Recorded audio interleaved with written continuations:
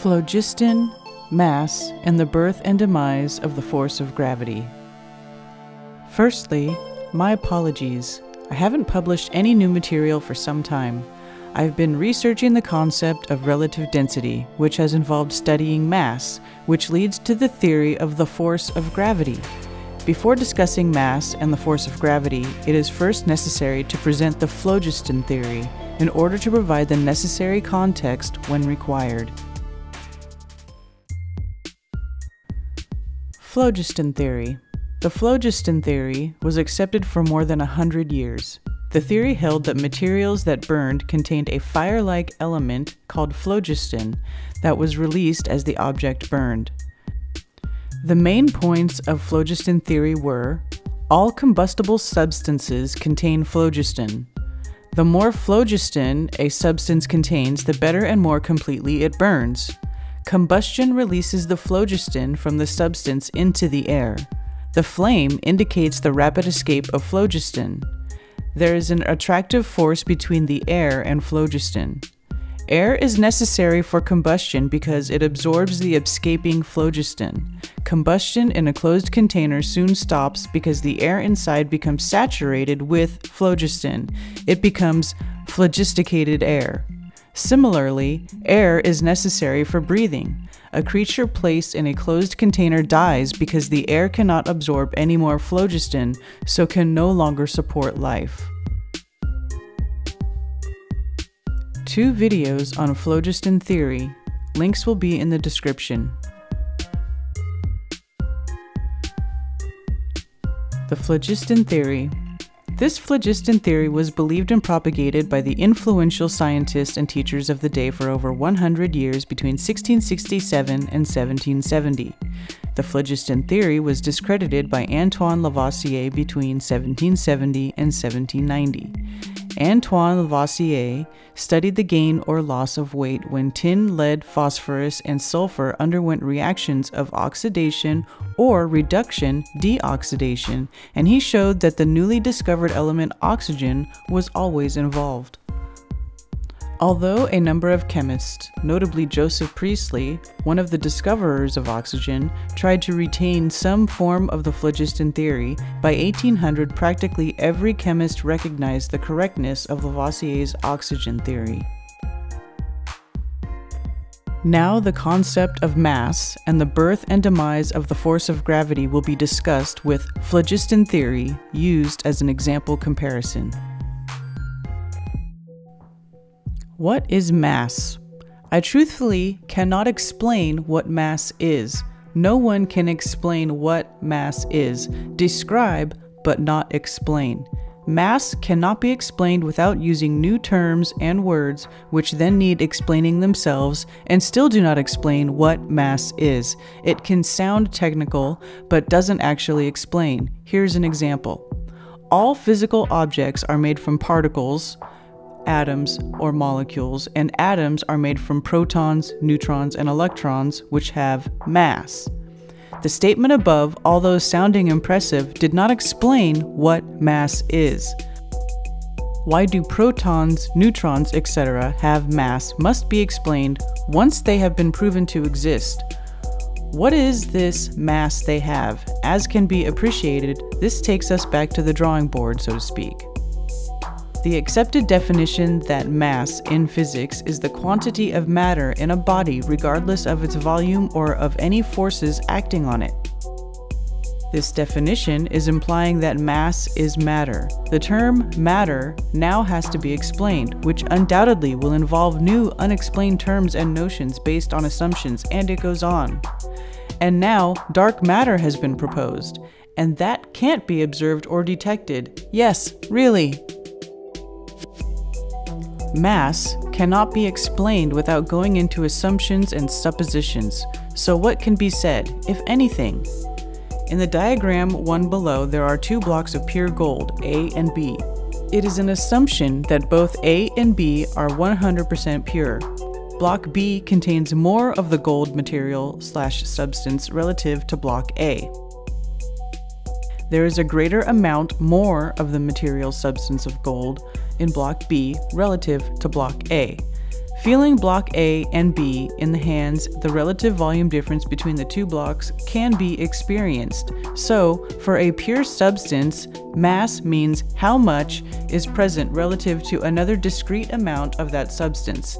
Example, in diagram 2, the two C blocks of pure gold each consist of half the amount of gold relative to the block of gold D. In this example, a pure aluminum block A and a pure lead block B are being used. Pure is an assumption. Observation 1.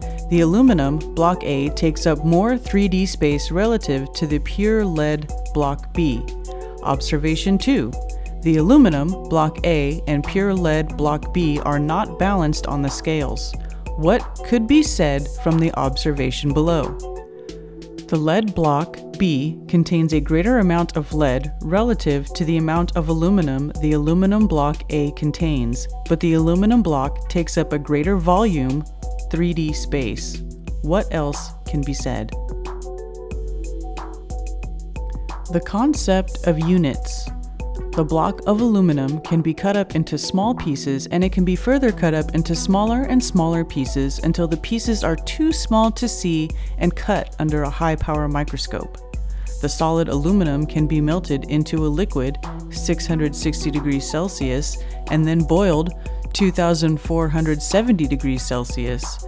A solid object cannot pass through the solid aluminum, but can pass through the liquid and the gaseous aluminum. From these above observations, it can be supposed that the block of aluminum is actually made up of units of aluminum, and each unit of aluminum is very, very small and discrete. It can be assumed that the lead is also made up of units of lead. Observations of what happens when the blocks are placed on the scales. A pure aluminum block and a pure lead block of identical volumes, 6 centimeters cubed, will be used. When the pure aluminum block and the pure lead block are placed on the scales at the same time, assumption, the lead block and aluminum block accelerate in opposite directions relative to each other. When only the aluminum block is placed on the scales, the aluminum block accelerates in the opposite direction to the pan with no block on it. When only the lead block is placed on the scales, the lead block accelerates in the opposite direction to the pan with no block on it. How can what is observed be justified or explained? What assumptions can be made from the observation? What can be inferred?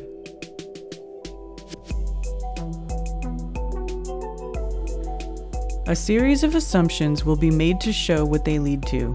Both the pure aluminum block and the pure lead block are of identical volumes, 6 centimeters cubed. What is causing the effect witnessed when the two blocks are placed on the scales? It is assumed that both blocks are subject to exactly the same external conditions. It is then assumed that it is the intrinsic nature, something to do with the actual lead and aluminum, that is resulting in the observed effect. There is a difference between 1 unit of aluminum compared to 1 unit of lead that is resulting in the observed effect. From direct experience of holding and observing the two different blocks, it can be stated or assumed the lead block has more, is more, contains more than the aluminum block. The next question is why? What is causing this? What assumptions regarding mass can be made based on the observation shown below, assuming that both blocks are subject to exactly the same external conditions? Possibility 1. The aluminum block contains the same number of aluminum units as the lead block contains lead units, but each lead unit consists of more mass or stuff than an aluminum unit. The results in the overall total mass or stuff of the lead block being greater than the aluminum block. Possibility 2. The aluminum block contains less aluminum units relative to the number of lead units in the lead block, and each lead and aluminum unit consist of the same or amount of mass or stuff. This results in the overall total mass or stuff of the lead block being greater than the aluminum block. Possibility 3. The aluminum block contains more aluminum units relative to the number of lead units in the lead block, but each aluminum unit consists of less mass or stuff than a lead unit. This results in the overall total mass or stuff of the lead block being greater than the aluminum block. It has been assumed that the lead block has more mass or stuff in it compared to the aluminum block of identical volume. It is only an assumption that the lead block possesses greater mass or stuff relative to the aluminum block, since no mass has been physically counted or quantified. It cannot even be explained what this greater quantity of mass is that the lead block assumedly possesses relative to the aluminum block. Please note, the word mass is now being used regularly, although it has not been explained. This is because, in an attempt to communicate and express ideas, words and terms are used that haven't been explained or properly understood. Unsurprisingly, this can lead to mistaken assumptions and incorrect theories. Continuing along the line of well-meaning assumptions leads to 1. The overall total mass or stuff of the lead block is greater than the overall total mass or stuff of the aluminum block. How the next point is worded is absolutely essential, as it will be shown that how a statement is worded will influence the direction the line of thinking can take from that point, and how assumptions can be formed from the way the statement is worded. 2. The dish of the scale with the lead block goes in the opposite direction relative to the dish with the block of aluminum of identical volume on when the observation is performed in the medium of air. This is factually correct and, importantly, does not include any unnecessary information that could result in the creation of unproven notions, ideas, assumptions, or suppositions. Wording point 2 differently can lead to the mistaken creation of unproven notions, ideas, assumptions, or suppositions. 2. The lead block is pulled stronger towards the ground or earth than an aluminum block of identical volume. As can be clearly understood, the wording in this statement has created a number of new suppositions and assumptions. A. The block is pulled. B. Since it is now assumed that the block is being pulled, this then necessitates the presence or existence of a force. C. There is an attractive force between the ground or earth and the lead block. D. There is an attractive force between all physical objects. E. The greater the mass or stuff of two objects, the greater the attractive pulling force between them. These suppositions and assumptions have been generated from the erroneous wording of a statement. The example of the phlogiston theory will be used to demonstrate the impact and effect of erroneous wording used in a statement. Phlogiston theory states that phlogisticated substances are substances that contain phlogiston and dephlogisticate when burned. Dephlogisticating is the process of releasing stored phlogiston which is absorbed by the air.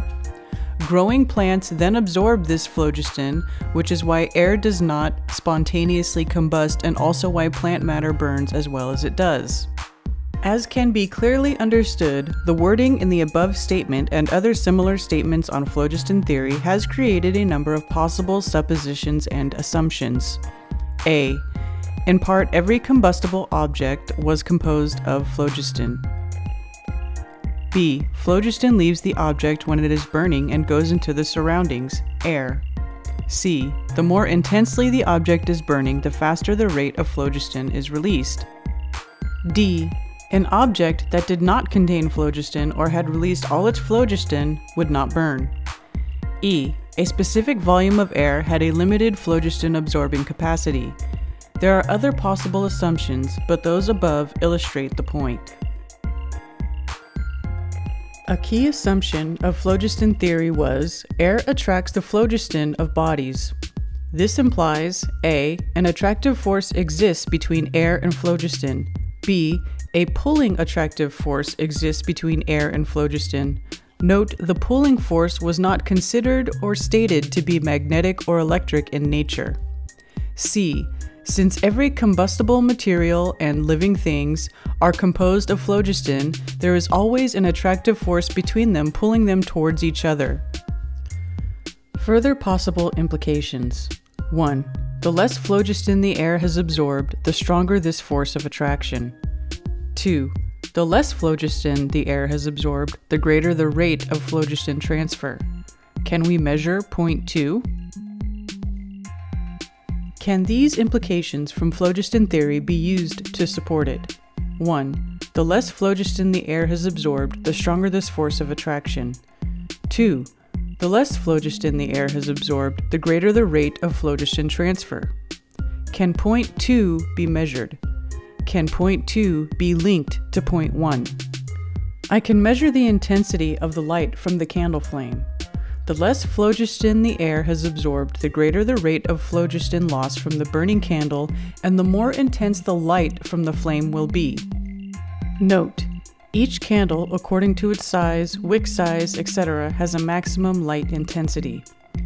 Reversely, the more phlogiston the air has absorbed, the slower the rate of phlogiston loss from the burning candle and the less intense the light from the flame will be until the air has absorbed the maximum amount of phlogiston it can, at which point the rate of phlogiston loss will be reduced to 0 and the intensity of the light will be reduced to 0. The intensity of light can then be linked to the strength of the force of attraction between the air and phlogiston and a mathematical relationship defined that includes the various factors involved. This can then be tested and refined. A chain of assumptions. Based on phlogiston theory and measuring the intensity of the light from the candle, the following chain of erroneous assumptions and suppositions can be implied. The brighter the intensity of the candlelight, the greater the rate of phlogiston transfer, so the greater the air-object phlogiston concentration differential, so the stronger the force of attraction between the phlogiston and the air. The chain of erroneous assumptions and suppositions can be reversed to: the stronger the force of attraction between the phlogiston and the air, the greater the air-object phlogiston concentration differential, so the greater the rate of phlogiston transfer, so the brighter the intensity of the candlelight. The erroneous wording used in the statement to describe the observation has 1. Created an assumed imaginary force of attraction that does not exist based on 2. Practical observations carried out that do not follow the scientific method. To be valid, the experimenter would have to manipulate the strength of the presumed attractive force between the phlogiston, which hasn't been proven to exist yet, and the air, even though it was thought at the time to be a single indivisible element.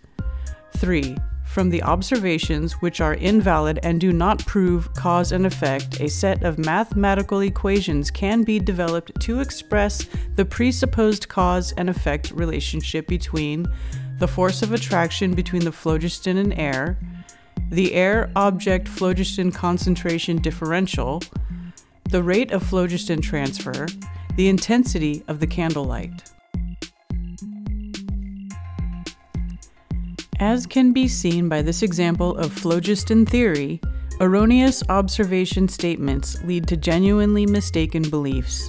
This phlogiston theory was believed and propagated by the influential scientists and teachers of the day for over 100 years, between 1667 and 1770. The phlogiston theory example proves that the scientific method must be strictly applied and adhered to prevent the establishment of incorrect theories. Would have the application of the scientific method prevented the mistaken belief of the phlogiston theory from being established and accepted and propagated? What is the scientific method? The scientific method is an approach to seeking knowledge that involves forming and testing a hypothesis. The scientific method provides a logical, systematic way to answer questions and remove subjectivity by requiring each answer to be authenticated with objective evidence that can be reproduced. The goal of the scientific method is to validate or invalidate the presumed cause of an effect. An experiment following the scientific method will feature an independent variable and a dependent variable.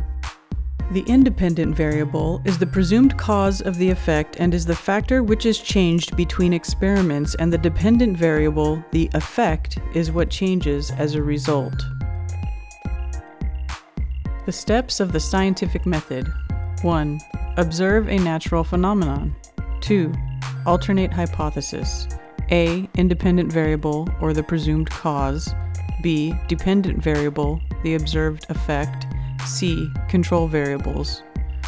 3. Null hypothesis. 4. Test and experiment. 5. Analyze the observations and data. 6. Validate or invalidate the hypothesis. A hypothesis will now be put to the test.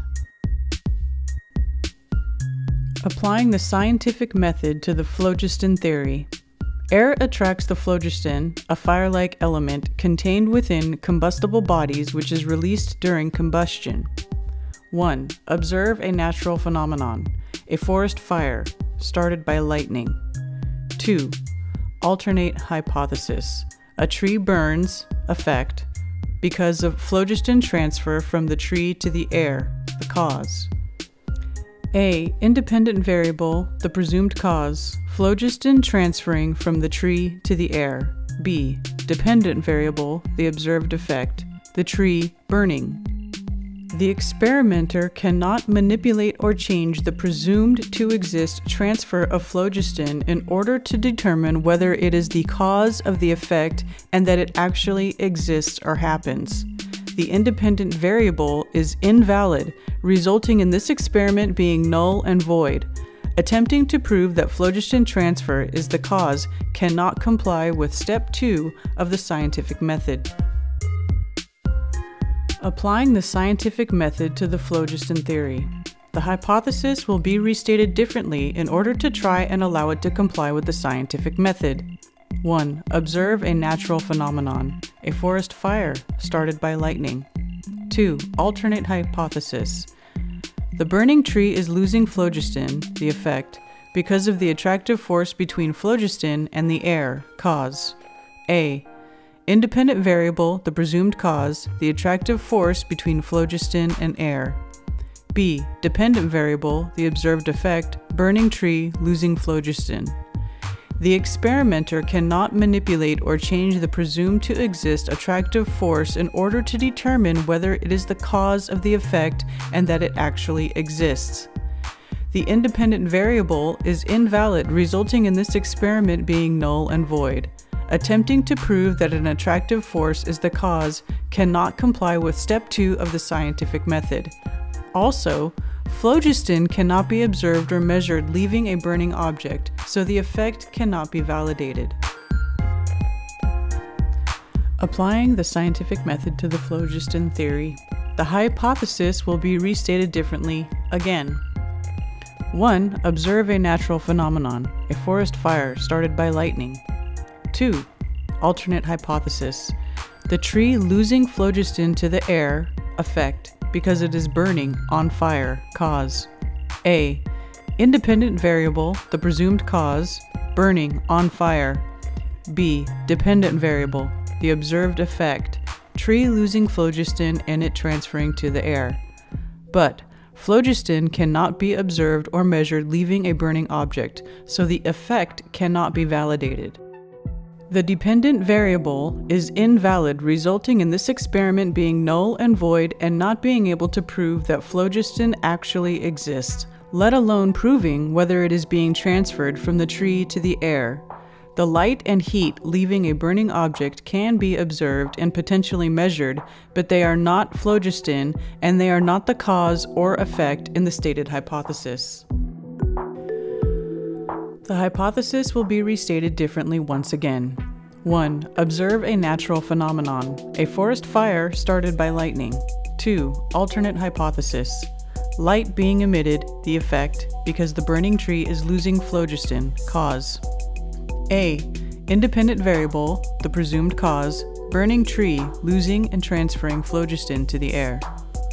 B. Dependent variable, the observed effect, light being emitted by the burning tree.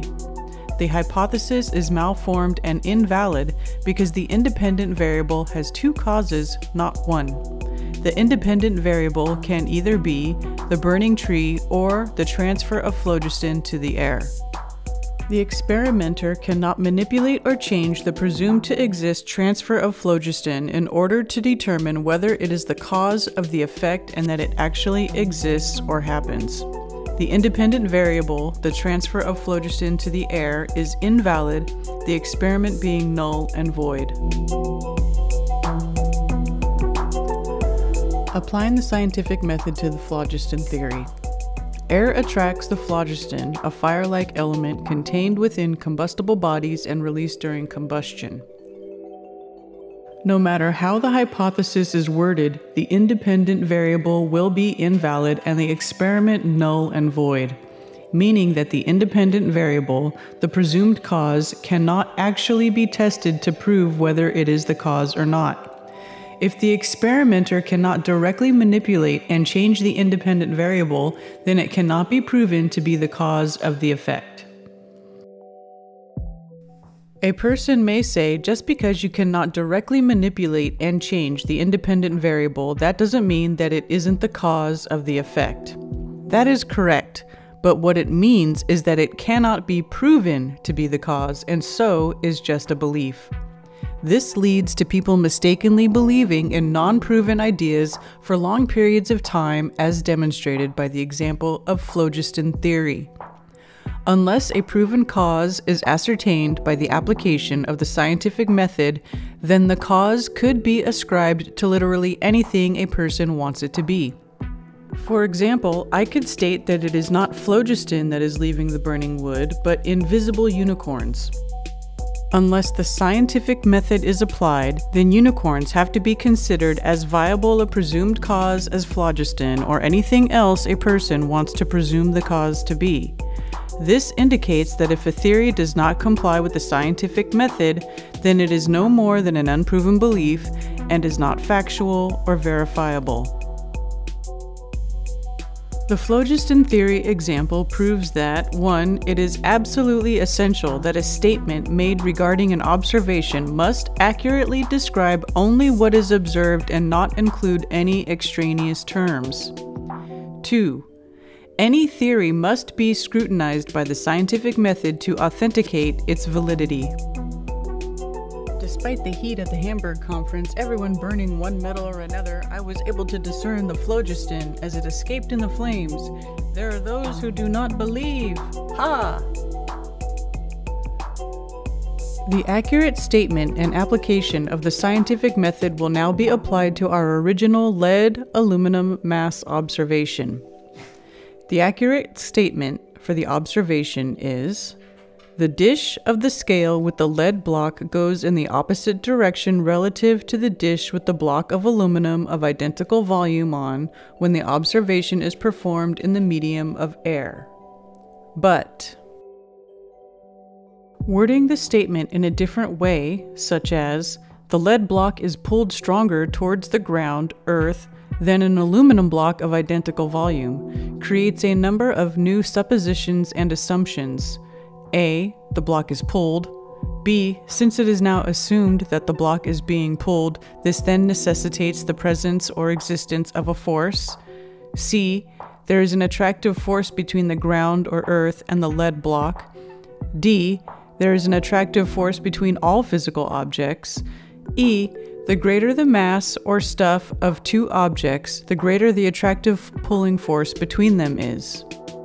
The wording of a statement about what is observed when two different materials of identical volume are placed on a set of scales implies the existence of a force. Remember, the phlogiston theory also implied the existence of a force, which was proved untrue and erroneous when scrutinized through the application of the scientific method. This implied existence of the force of gravity from the wording of the statement of the observation of the two masses will have to be scrutinized through the application of the scientific method to ascertain whether it is erroneous or not. Applying the scientific method to the masses observation. Why do things fall down when you throw them or drop them? The answer is gravity, an invisible force that pulls objects toward each other. Earth's gravity is what keeps you on the ground and what makes things fall.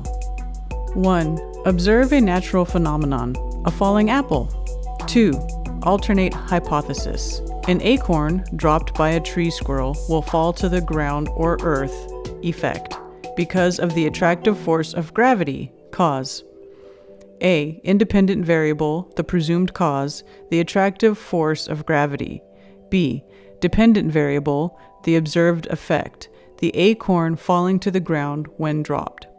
Attempting to prove that force of gravity is the cause cannot comply with step 2 of the scientific method.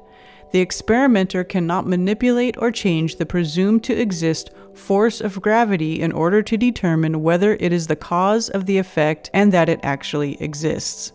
The independent variable is invalid, resulting in this experiment being null and void.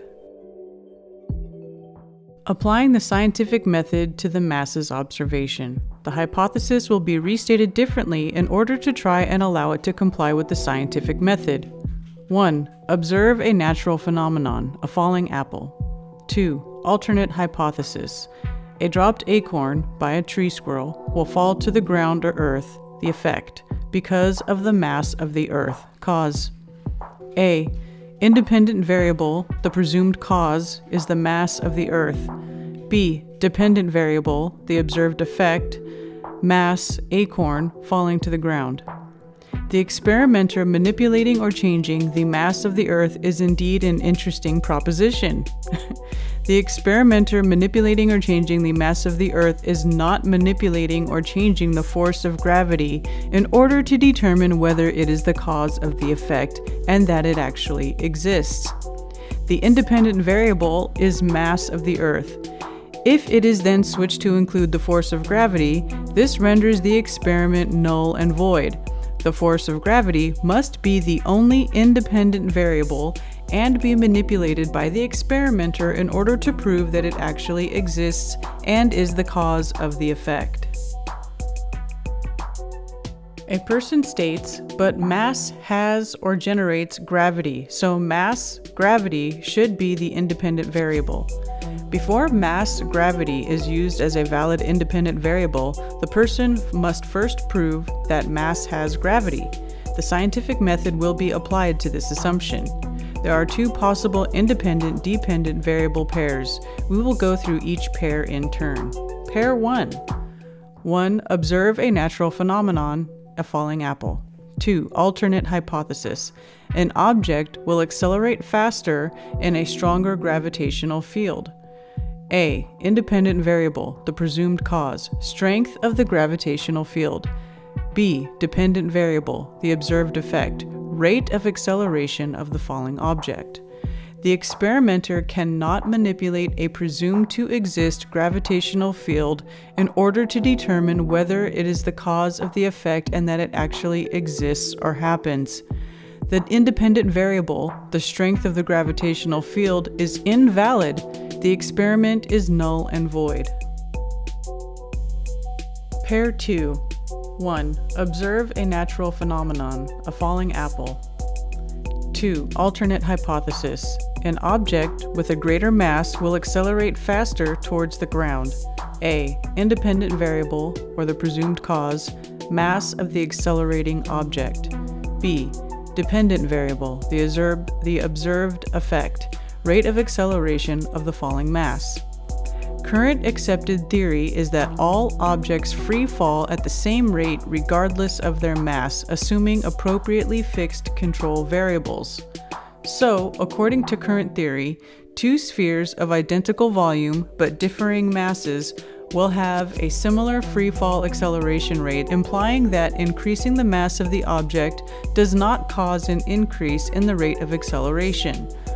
Also, the experimenter manipulating or changing the mass of the object is not manipulating or changing the force of gravity, so this experiment does not prove that the force of gravity is the cause of the effect or that it actually exists.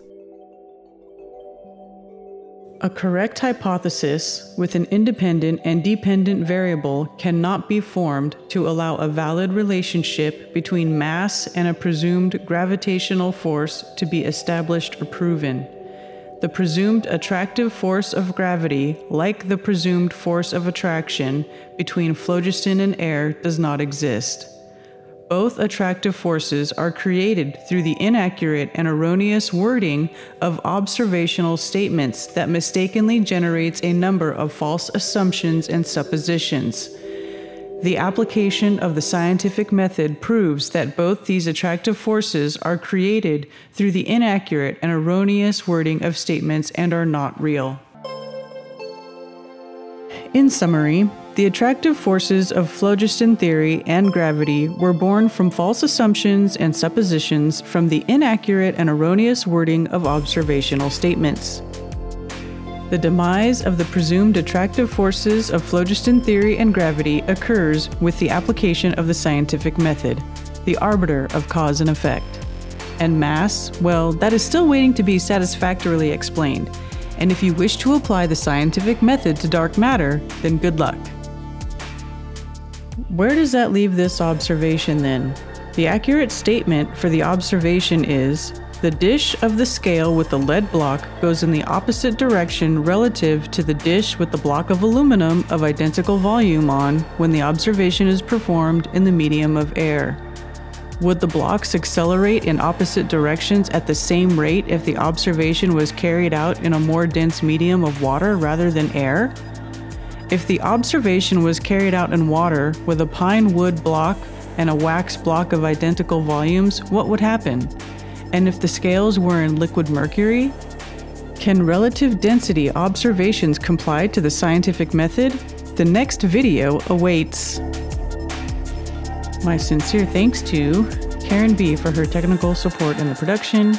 Dedicated to John Levi, please check out the YouTube channel.